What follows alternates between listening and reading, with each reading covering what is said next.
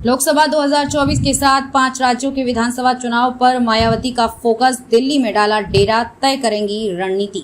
नगरीय निकाय चुनाव के पहले लखनऊ आई बसपा प्रमुख मायावती 3 माह बाद बुधवार को दिल्ली चली गईं।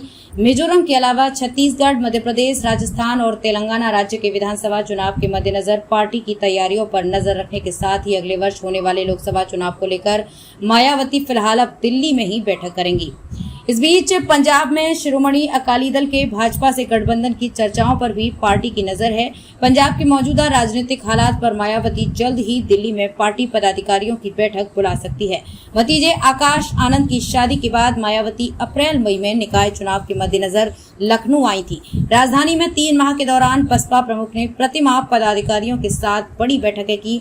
पिछले वर्ष विधानसभा चुनाव और फिर निकाय चुनाव में भी पार्टी के खराब प्रदर्शन पर मायावती ने बूथ स्तर से ऊपर तक संगठन को नए सिरे से खड़ा करने के निर्देश पदाधिकारियों को दिए। पार्टी सूत्रों के अनुसार मायावती ने संगठन का कार्य इसी माह पूरा कर 1 अगस्त से प्रदेश भर में कैडर कैंप करने का जिम्मा पदाधिकारियों को सौंपा है।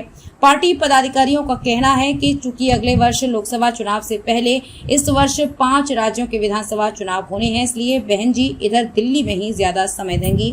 बसपा प्रमुख का मानना है कि मौजूदा हालात में राजस्थान, छत्तीसगढ़, मध्य प्रदेश के साथ ही तेलंगाना विधानसभा चुनाव में उसके हाथ कुछ सीटें लग सकती हैं। वैसे तो इन राज्यों के चुनाव की कमान मायावती ने पार्टी के नेशनल कोऑर्डिनेटर आकाश आनंद को सौंपी है, लेकिन खुद बसपा प्रमुख दिल्ली में रहकर पदाधिकारियों के साथ बैठकें कर राज्यों की चुनाव तैयारियों पर नजर रखेंगी। आकाश जल्द ही चुनावी राज्यों में निकलेंगे। सूत्र बताते हैं कि राज्यों के अलावा मायावती दिल्ली में रहकर लोकसभा चुनाव में बेहतर सफलता के रास्ते भी तलाशेंगी।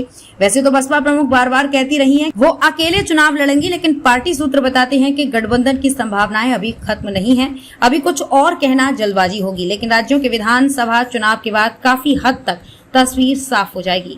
उल्लेखनीय है कि वर्ष 2014 में अकेले चुनाव लड़ने पर बसपा जहां 0 पर सिमट गई थी, वहीं पिछले लोकसभा चुनाव में सपा से गठबंधन होने पर पार्टी को 10 सीटों पर सफलता मिली थी।